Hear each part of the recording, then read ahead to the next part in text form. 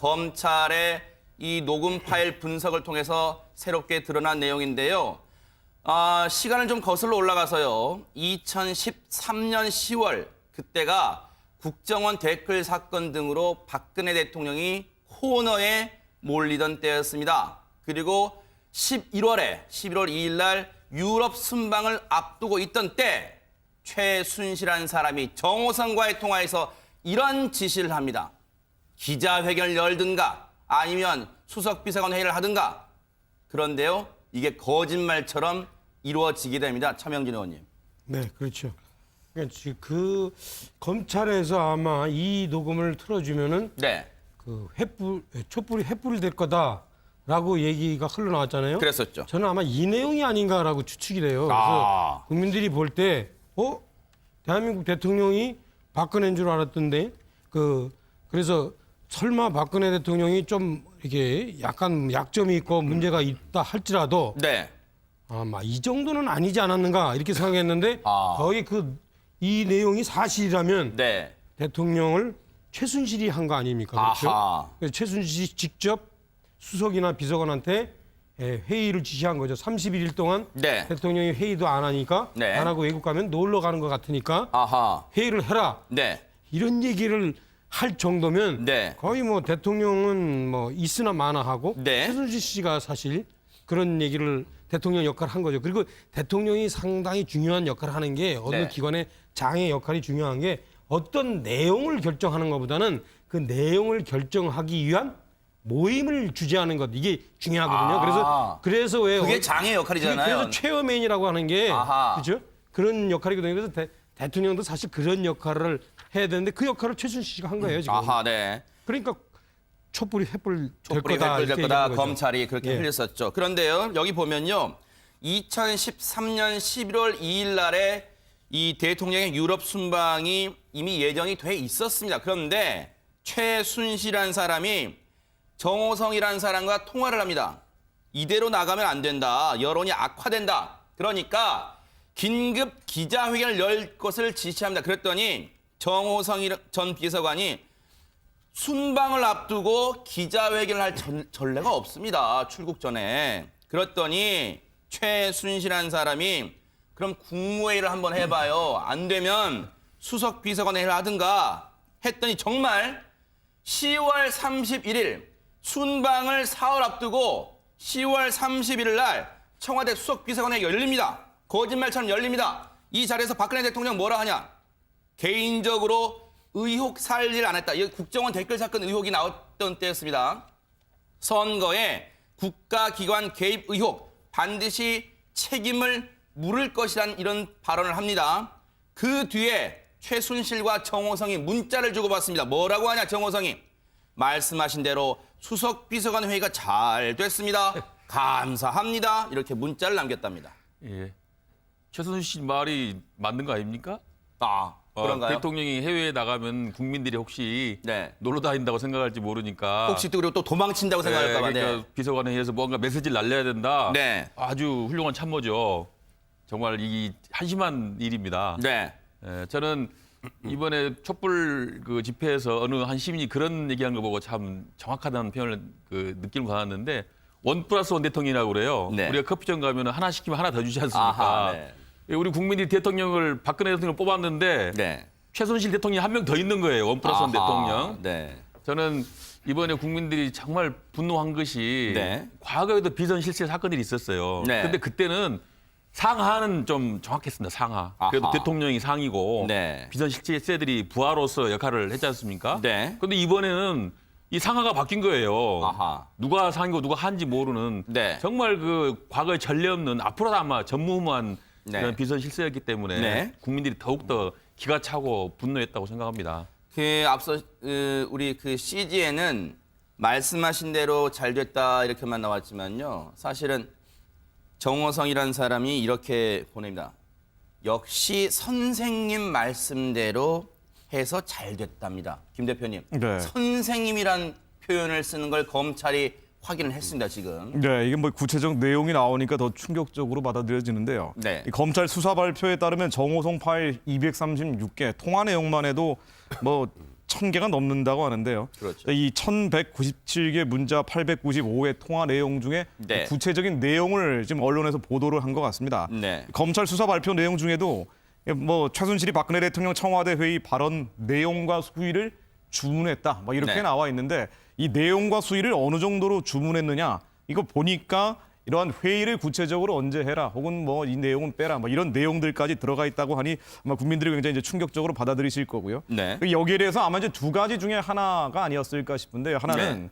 뭐 이 정호성 비서관이 중간에 껴있기 때문에 네. 이 최순실의 얘기를 받아서 이게 시중 여론이 이렇습니다라고 최순실을 빼고 제공했을 가능성도 있고요. 네. 그렇지 않고 최순실 선생님이 이렇게 얘기했다라고 직접적으로 보고했을 수도 있습니다. 네. 자, 이게 이제 둘 중에 어느 쪽, 만약 후자 쪽이라면은 이게 아마 조금 더 박근혜 대통령에서 비판 여론이 더 거세질 가능성을 배제할 수 없을 것 같습니다. 아하. 백 변호사님께는 이렇게 질문 드려볼게요. 그 검찰이 분석한 통화 내용 또 문자 메시지를 보면요. 최순실이라는 사람한테 정호성 전 비서관이 쩔쩔매는 대목이 나옵니다. 볼게요. 10월 29일부터 2013년입니다. 10월 29일부터 30일쯤까지 최순실 정호성 통화 내용입니다. 최순실이라는 사람이 국무회의를 한번 해봐요. 대통령 출국하기 전에. 안 되면 수석 비서관 회의를 하든가. 그랬더니 정호성이라는 사람이 준비하기가 힘듭니다. 그랬더니 최순실이가 뭐라 그러냐면 쓸데없는 소리 하지 말고 준비하라. 이렇게 얘기를 합니다. 그랬더니 검찰 관계자가 이렇게 총평을 합니다. 적어도 최순실이라는 사람이 1위라는 말은 맞다. 사실상 최 씨가 대통령이었다. 나라를 운영했다. 이렇게 말하고 있습니다. 그러니까 사실 저도 이 내용을 보고 이제 실제로 사실관계가 확인되면서 충격적이라는 생각이 드는데요. 최근에 기억할지 모르겠지만 어제부터 그런 얘기가 나옵니다. 박근혜 대통령이 최순실은 내 시녀였다. 네. 나랑 눈도 잘 못 마주치던 사람이 나 이렇게 배신했다고 하는데 네. 박근혜 대통령이 뭔가 지금 여기서 국면 전환을 꾀하려고 그런 말씀을 하시는지 모르겠습니다만 아하. 객관적인 자료를 보면 아니에요. 아, 아니 지금 예를 들어서 아주 간단하게 이 사안 전에 다른 걸로 한번 생각을 해보죠. 뭐 하다못해 최순실 씨 뭐 딸 정유라의 친구의 아버지의 회사 청탁까지 네. 브로셔 보여줘가면서 하셨잖아요. 네. 그 시녀가 부탁하는데 그렇게 하나요? 아, 그리고 네. 최순실 씨가 뭔가 설계를 하면 그게 박근혜 대통령을 거쳐서 거의 나중에 이 대외적으로 뭐 미르재단이나 K스포츠나 안종범 수석이 그 행동대장 역할을 해왔잖아요. 그렇다면 이거는 지금 시녀의 개념, 뭐 아니면 눈도 못 맞추는 개념이 아니라 네. 그리고 여기서도 아까 그 김성호 의원께서 그런 얘기하셨잖아요. 이게 정호성 비서관이 최순실 씨한테 온 걸 빼고 보고했을 가능성도 있다라고 하는데 그거는 현실적으로 좀 아닌 것 같아요. 그러니까 청와대 그렇게 편하게 자주 들락날락하고 여러 가지 지금까지 나와 있는 모든 정황을 보면 최순실 씨하고 박근혜 대통령은 뭐 거의 40년 정도의 인연을 가지고 동고동락한 사이이기 때문에 네. 지금 상황에서 이거는 최순실 씨의 존재를 굉장히 대통령이 낮게 봤거나 아니면 중간에 이런 보고나 이런 거에 대해서 최순실 씨가 개입되는 걸 몰랐다라는 건 네. 그건 앞뒤가 전혀 안 맞는 상황입니다. 이거는 박근혜 대통령께서도 네. 이제는 그런 부분에 대해서는 최소한 인정을 해주셔야 돼요. 네. 아주 백 변호사가 참 좋은 얘기했는데요. 네네. 최근에 이렇게 보면 언론에서 이런 얘기 많이 해요. 최순실 씨는 박근혜 대통령의 기미상궁이었다. 네. 그런데 박근혜 대통령 몰래 호가호위하면서 자신의 이익을 챙겼다 이렇게 얘기하는데 네. 저는 이 얘기가 틀렸어요 지금.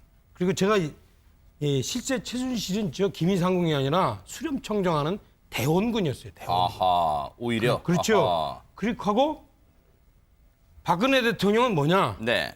사실 좀 이런 얘기가 좀 그렇지만 또 저한테 이제 댓글에 비난이 들어오겠는데 무능한 군주였어요. 무능한 군주. 아하. 그죠? 제왕적 대통령제의 절대 권력을 행사를 하긴 해야 되겠는데 네. 이 무능하니까 최순실이라는 어떤 그죠? 네. 고종의 비선 실세한테 네. 자기의 어떤 그 이 절대 권력을 맡긴 겁니다. 그래서 네. 실제 이 어떤 두 분의 관계가 네. 이렇게 명확하게 규정돼야지 상당히 제가 보면 최근에 어떻게 이거 일정하게 어떤 세력에서 언론 플레이 하는 것 같기도 해요. 좀 보면 네. 박근혜 대통령이 좀 당한 것처럼 아하. 기미상궁이 몰래 뒤에서 빼먹은 것처럼 이렇게 아하. 얘기하는데 이건 사실을 호도하는 거고 왜곡하는 거다.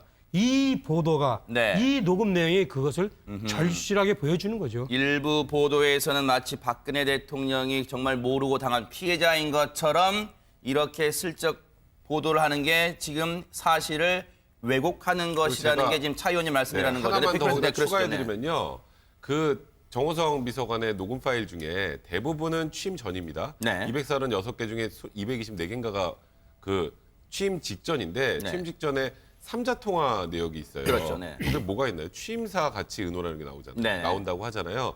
그러니까 신여하고 취임사 같이 하는 거 논의하나요? 본인이 대통령 되는 건데. 네. 그러니까 지금 박근혜 대통령께서 자꾸 신여나 이런 발언을 실제로 하셨는지 모르겠습니다. 지금 계속 기사를 통해서 나오기 때문에 네. 하셨는지 모르겠지만 만약에 그런 얘기를 박근혜 대통령이 계속 하신다면 그러니까 최근에 있었던 거 피눈물 흘렸다라는 얘기하고 다 일맥상통하는 거예요. 네. 그게 결국은 본인의 지금 어찌 보면 많이 지지층이 괜히 이제 축소가 됐지만 지지층 결집을 꾀한다는 생각도 듭니다. 그러니까 네. 박근혜 대통령은 억울한 대통령, 네. 불쌍한 대통령, 지금 뭔가 모함받는 대통령 아하. 그런 이미지를 만들면 저번 주 토요일 날도 네. 그 촛불 집회는 어쨌건 탄핵이 이제 가결이 된 다음부터는 조금 이제 줄어드는 모양새인데 태극기 드신 분들 많이 나오잖아요. 네. 그러니까 그게 어찌 보면 본인의 지지 세력에 대한 호소 아닌가 저는 그런 생각이 좀 많이 듭니다. 제가 이게 상당히 또 이제 안 좋은 댓글이 달리겠지만 네. 제가 개인 경험을 하나 얘기할게요. 그러시죠, 네네. 제가 경기도의 대변인을 할 때 네. 당시 도지사였던 손학규 도지사하고 네.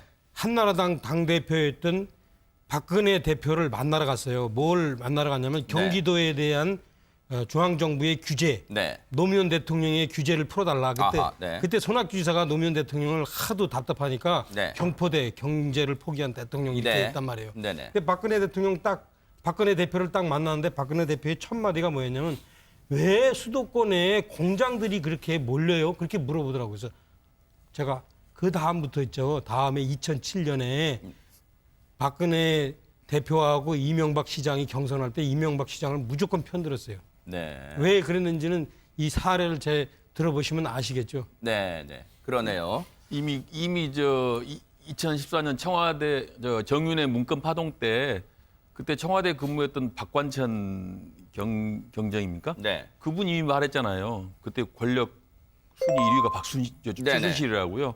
그때 당시에 청와대 근무하고 있는 그 청와대 비서가 그렇게 얘기해 그만큼 파겠다는 얘기죠. 대통령은 뒷전이고 네. 최순실 씨가 오히려 실세로서 네. 실제 대통령 역할을 했다. 그것을 네. 정확하게 지적한 것이죠. 지금 그 우리 차 의원님 말씀 나가고 지금 실시간으로 지금 그 시청자분들이 왜 말을 하다가 마시냐고 하는데 중간에 좀 잘 설명해 주세요. 그 사례를 볼 때 뭘 알 수 있습니까? 박근혜 대통령의 어떤 능력을 알 수 있는 거예요? 무능한 군주였죠. 네. 다 왜 수도권 따라서 그 거기에- 수도권 질문했다는 게 어떤 걸 내포하고 있습니까? 아니 수도권에 공장이 몰리는 이유를 네.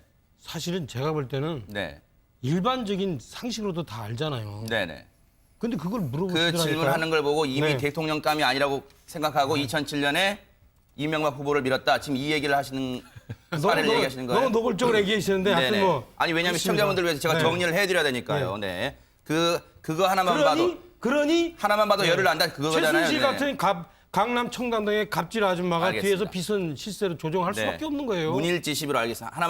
하나만 봐도 열을 난다 이런 걸로 제가 알겠습니다. 이거 하나 저기 읽어드릴게요. 지금